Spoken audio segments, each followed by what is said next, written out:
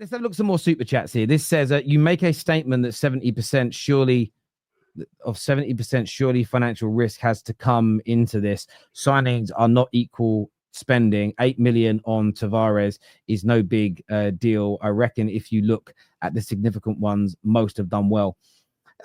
To be fair, I wasn't on about the finances, though. I was on about the amount of players that have come in. So Tavares doesn't come down under the 70% as 8 million. He comes under 70% as a failed player. That's what I was talking about, not the finances. If that's what Invincibles means. So let's go through the list here. Let's go through the list, right, of players that were signed, and we'll do failures, or we'll do. Let's actually test the theory here. Let me just timestamp when we do. This is gonna be funny. I'm confident. Yeah, well, let's do this. Opinions are allowed. Opinion. So let's do them from the first summer. So Thomas Partey, would you do flop? Worked or flop? Yeah. Thomas Partey. Yeah, good.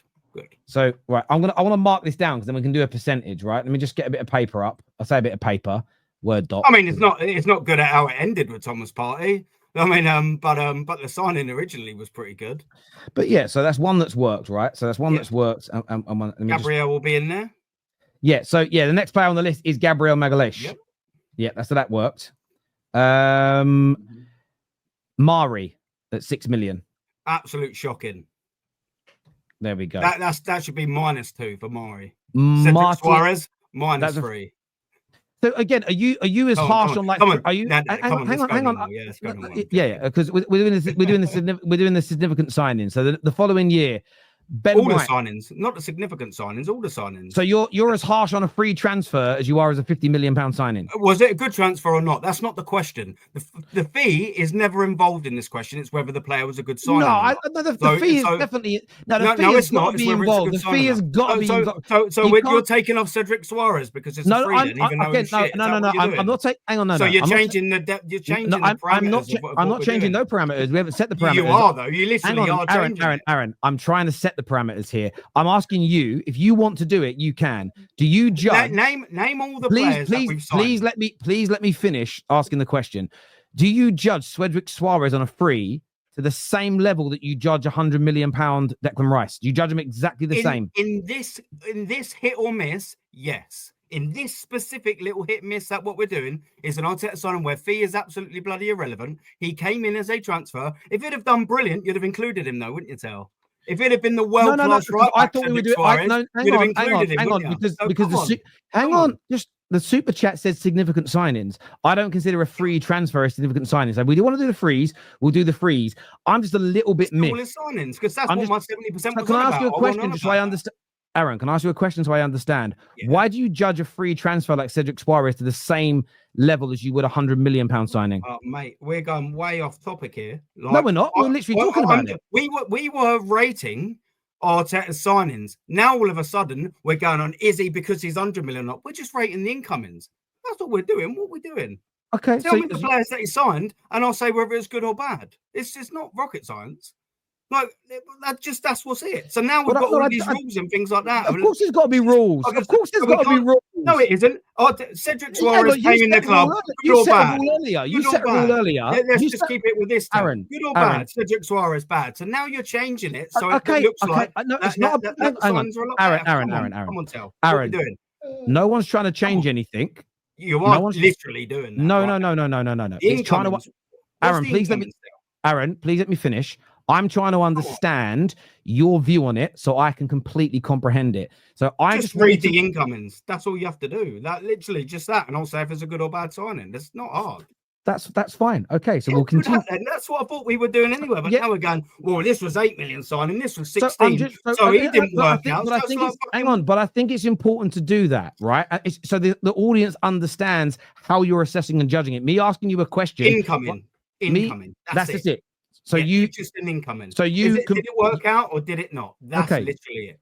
He's made about 30 I need to ask you a question on that, Aaron. I need to ask you a question on that because when you say did it work out or not, I just want to understand in your mind, do you have a different expectation, for instance, on what you expect to see this season from Zubimendi versus what you expect to see from Kepa because of the positions they play and their squad status? Do you not have a different threshold for what you consider good or bad? I'm just trying to understand that. Perhaps in a different conversation, but this one where we're waiting good signing, bad signing, no. I just want to read out the names. Okay, that's fine. And then good, bad. That's just what I thought we were doing. That's fine. So, Cedric Soares. Shit. Okay. Moving on. Runnison, the backup goalkeeper. World class. Ben White. Yeah. Martin Odegaard. No. Aaron Ramsdale. That's a tricky one, man. No, it hasn't worked out. Replaced him within a year, 2 years. Yeah. No. Tomiyasu. No. Lokonga. No. Nuno Tavares. No. Oh, a lot of no's. No. Gabriel Jesus. No. Fabio Vieira. No. Zinchenko. No. Trossard. No. Oh, no. Yeah. No, sorry. Yeah. Trossard's been all right. Yeah. Kivior. No. Jorginho. No. Matt Turner. No. Marquinhos. No. Declan Rice. Yeah. Kai Havertz. No. Timber. Yes. David Raya. Yes. Calafiori. No. Moreno. No. You want to count the loans of Neto and Sterling? I mean, there'd just be 2 more no's, so it's entirely up to you what you want to do with that. I'm asking you. Yeah, sorry, include them. Yeah, it goes on my 70%, so that's then, doesn't it? 1, 2, 3, 4, 5, 6, 7, 8, 9, 10, 11, 12, 13, 14, 15, 16, 17, 18, 19, 20 flops versus 8 yeses. So that's, we can work this out. So 8 divided by 28 probably comes in at your 30%, to be fair. Comes in at 28% success rate. Oh, damn me for that 2%. Damn me. Marino's a bit of a weird one. Me now. Cancel me. Pretty good as a striker. Right. Anyways, it's been a pleasure. Not good enough, innit? So, like, Marino's a bit of a weird one. But I would say Marino. Marino's a tough. I'd say no. I'd say no, Marino. Yeah. But that I don't disagree with much there that he said, man. Like, to be fair, I think that he's been pretty fair there. Yeah. Odegaard's a weird one, man. Like, you could have an argument about Odegaard. Yeah, I accept that. That would be that's just personal preference at the end of the day. I accept that there probably will be a lot of people that will disagree with me. That's just my choice. That's completely down to me. I do appreciate that could have gone the other way for a lot of people. I do appreciate that. Yeah, you could also argue that Trossard's not, because you said the reason why you said no on Ramsdale is because you bought him and within 2 years you got rid of him. Well, you bought Trossard and within 2 years you're looking to replace him. So I totally see. There's a few in there that you could argue either way. There's a few in there that you could argue either way. But on the whole, I think it's probably an accurate list. Yeah, there or thereabouts, isn't it? There you go. I think probably a lot of people, if they was honest with themselves, would probably largely, there'll be a couple there, maybe some people just down to personal preference. But I reckon a lot of people on that list probably would have agreed with me. Mostly. I'm not. I think what you'll find a lot of people will do is people weigh things up, don't they? I think someone will look at a backup goalkeeper signing who barely kicked a ball. I don't think people would put that in a flop or maybe even a successful signing. I look at like Christian Eriksen at Man United for a free transfer that filled a hole for us for a few years. I wouldn't call him a flop because of what he cost us, as an example. Like Norgard this year, if he comes in and does a decent job, I think he's been a hit for what he was expected to do for you guys. Versus Zubimendi, for him to be considered a hit, he's got to deliver a much higher height. So I think some people, that's why I was asking that question, because I just wanted to understand there's no right or wrong. It's just about understanding your thought process when you say hit or miss in that regard. Because I still don't understand. What I don't get, that's why I was asking, I think it's always important on a podcast to gather understanding, is what would you expect from a backup goalkeeper signing or what would you expect from Norgard in terms of performances and levels for you to go, that was a decent signing at the cost? Like, what does he actually have to deliver and achieve for you to go, that was successful? I'd love to understand that. I totally get that, but we'd be here all day with that then, because there's different parameters in terms of ages, transfer fees, how he's performed. There's just so many, so we'd just be here all day on the different one. And then I'll be talking for 20 minutes on how good or couldn't be. I don't think it would be thumbs up, thumbs down. It's just an easy, quick little thing, isn't it? But I think I disagree. That is what television's for. Quick answers. I think that is the whole point of why fan channels and podcasts have become so popular, is that you have the time to actually delve into more detail so people understand where you're coming from on a more level, on that kind of basis. So I'm not even, you'll see, I would disagree with a single answer you've given, because your answer isn't important to me. Understanding why you think the way you do is far more interesting than your actual answer to me than anything else. Let's go to some more super chats here. This says, this here says, they deliberately equate 6 million signings as significant as a 50 million signing. That's how they create the 70% narrative. Go 20 million and above. Most are hits, is what Invincibles says here. Do I think Arteta is doing a good job? Tremendous job. Do I think he should get sacked? Hell no, is what Thierry Henry has said. Yeah, he did say that recently, didn't he? I did see a clip online. Yeah, but he's also questioning and saying, like, he's doing a good job, which he is doing a good job, but at the same time, you've got to win stuff, and he raised that as a concern. To which a lot of Arsenal fans started cooking on, really saying it's jealous. Crazy way to treat your legend, but it's what it is. Ginger Bish here says Arteta needs to win a trophy, no more phases. Jesus and Zinni raised the levels upon arrival. Havertz is great, but had to play every minute. We were riddled with injuries. That's why we fell short last year. This Arsenal fan is absolutely insufferable, is what Carl says here. It's always excuses, injuries. It's excuses, man. They were unprecedented, them injuries, Till. That's exactly why. And them darn refereeing decisions. That's what done it. It's those darn injuries and that darn referee, you know. God, we'd have won the league. We'd have won it all if it weren't for those darn referees. Damn you. Damn you, injuries. No one gave us a chance when we drew Real Madrid with a CDM playing as a striker alongside with injuries, and Partey missing for the first home leg. Invincible here also says Kai Havertz is a disaster.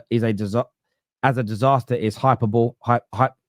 Sorry, I'm hesitant to make definitive statements like this. That this football is fine margins. 23-24 when we lost the Premier League on the last day. Havertz was our best attacker in the running.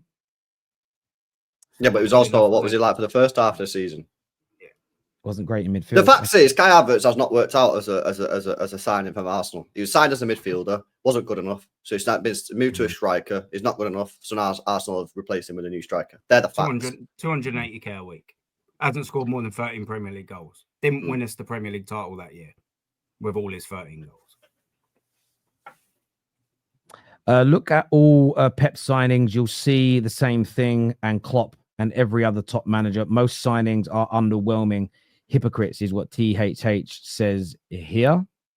But they also win trophies.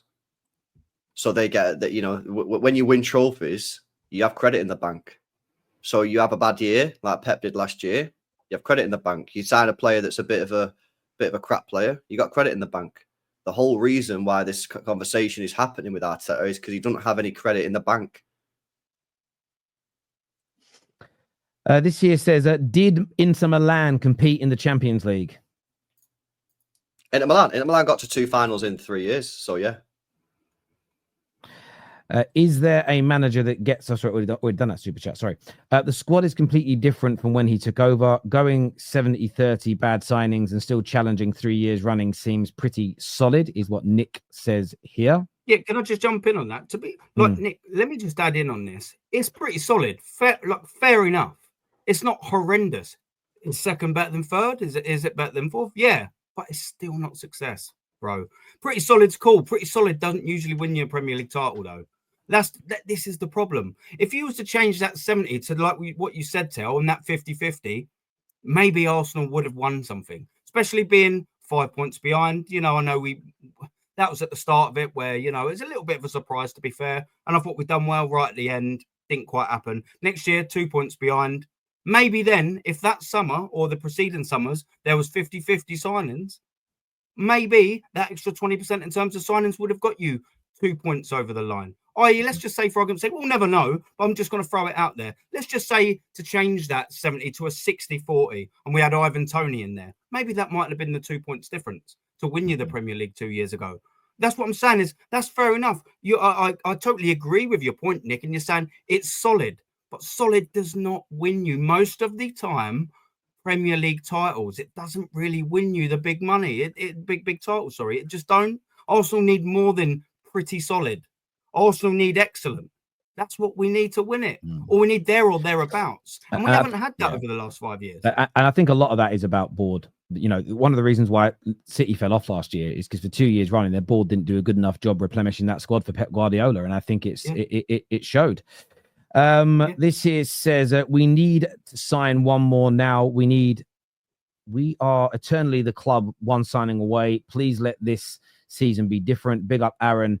In Arteta, we trust, is what Nate says here. I hope he comes through for you, Nate, my friend. I do. I want Arteta to succeed. And you're an Arsenal fan, and you must. Yeah, but I'm an Arsenal fan. I'm not an Arteta fan. Yeah, but can I ask I'm an Arsenal fan. A lot of these are Arteta fans. Yeah, but if you win the league on next season or the Champions League, you're not going to think a single moment about Arteta. You're going to be celebrating, right? Of course. There we go. That's it. Yeah, so I know. Well. Of course, we all want the same thing. This is what I want to clarify. I'd love Arteta to win the quadruple next summer. I would, not because he's Mikel Arteta, but because Arsenal Football Club have won the quadruple. Just what I want and what I'd like to happen are totally different things. I'd like to have a Lamborghini with Playboy bunnies in it. Do you know what I mean? What I'm likelihood is I'm going in my banged up car and going picking the kids up. It's just two different things, isn't it? Do you know what I mean? What can we do? The dream and the reality. What can we do? With all these shit flop signings, Arteta must be Jesus Christ finishing second, is what Lago says here. Judge Mo said many times he likes Mikel Arteta as a coach. Yeah, Judge Mo has said that. Thank you. I've realized now applying financial risk and expectations is far too intelligent and contextual for bottom gooners to comprehend, only capable of thumbs up, thumbs down. I'm the one in the wrong, is what Invincibles has said here. Thank you for admitting you're culpable there, my friend. Top man. I've just skipped forward. Mikel Moreno is a good player. This message is to the Arsenal fan from Lamar Johnson. Mikel Moreno is a good player. All right, on what do you base that? Maybe he was all right for Real Sociedad. I don't know. I'm not going to lie. I never will. I didn't really watch him at Real Sociedad. I've watched him at Arsenal Football Club, though. As an emergency striker, he actually done a half decent job. Not going to lie. Not going to lie. You know what I mean? He got a few goals. Put my hands up. But we didn't buy him as an emergency striker. We bought him as a midfielder. And if he came in and done his job as a midfielder, he'd have started every single game. Why didn't he start every single game? Because he weren't good enough as a midfielder. And if he was that good as a midfielder, we'd have put someone else as an emergency striker because he was doing such a great job in his position. For me, that's cool. If you like Mikel Moreno, that's your opinion. My opinion, he's been a bit of a disaster signing. Yeah, I mean, is he going to get money? But is he going to get in the team over Rice and Partey that were both brilliant? This is what I'm assuming you're saying it to Lamar, not me. Of course he's not. No, it was a question to everybody. Like, is him not starting every week an indication?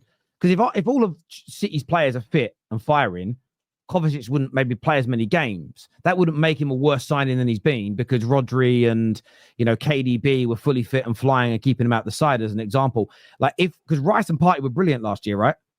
Was that not more the reason that Moreno didn't start? So, Thomas Partey was our most consistent performer throughout the whole entire season, yeah. But Declan Rice, actually, no. I believe he come good towards the latter stages of the second half of the season and was brilliant, magnificent. But he had, whether it be an England hangover, he didn't come back excellent in form. I can promise you that. He had a little bit of an injury towards the mid sort of bit of the season, slightly getting his form back, but he's playing with a broken toe. Maybe that was why he won't be really performing good. Yeah, but early season, Rice wasn't good, but I think Moreno was injured, wasn't he? Early season as well. For the first 2 months, granted. But yeah. maybe that did hinder him. But essentially, if he was that good enough when he come back from his injury, he'd have displaced one of them, no? And he just didn't, because he just weren't good enough. Tell at the end of the day, he just wasn't good enough. So the drop off's quite big, isn't it? Yeah, the drop off is big. Yeah, I get you. But if Marmoush doesn't bench Haaland, it doesn't mean he's been a bad signing. No, we can drop Haaland and play Marmoush and still be very good. In fact, towards the end of the season, we was actually better with Marmoush than Haaland, right? But if Arsenal was to drop a Rice and play Moreno, the drop off would be substantial levels. Fair. So I think going back to the question that you asked about Norgard is like, what would make him a good signing? Is if they can give Zubimendi a rest, play Norgard, and not see a major decline. Major decline. Yeah. And that's what you're looking for, right? So there's actually a good example. Sorry, one sec, Ted. There's a good example when Thomas Partey was injured for that PSG game, the first game, and Mikel Moreno was actually doing really good as an emergency striker, but they brought him back into the midfield for that game. We got taken the absolute piss out of in that midfield. And I'm not saying that's solely down to Mikel Moreno, but the point is what LB's saying, and what I'm saying is as well, is if you'd have had a Thomas Partey in there, the drop-off between Thomas Partey and Mikel Moreno is noticeable. It's noticeable. I understand that. Yeah, no, I understand that. That's fair. That's why we ask questions.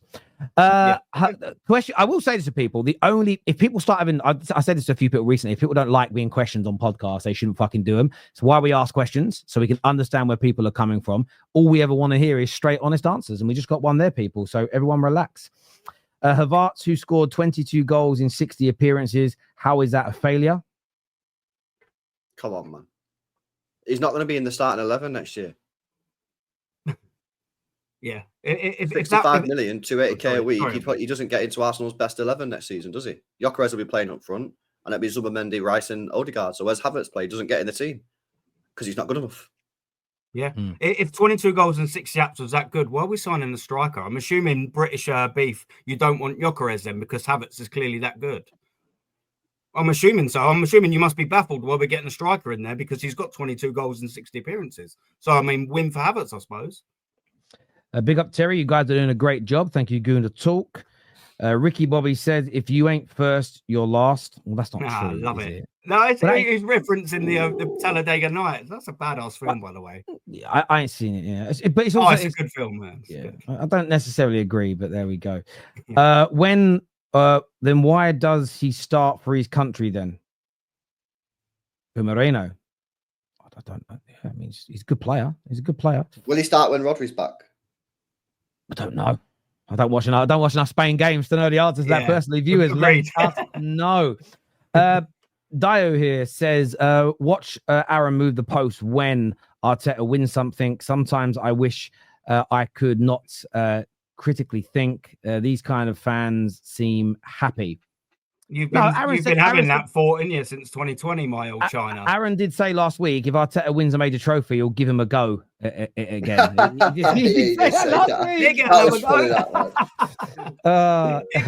crack at it, wouldn't he? Why not? That made me laugh last week. That was very, very funny indeed.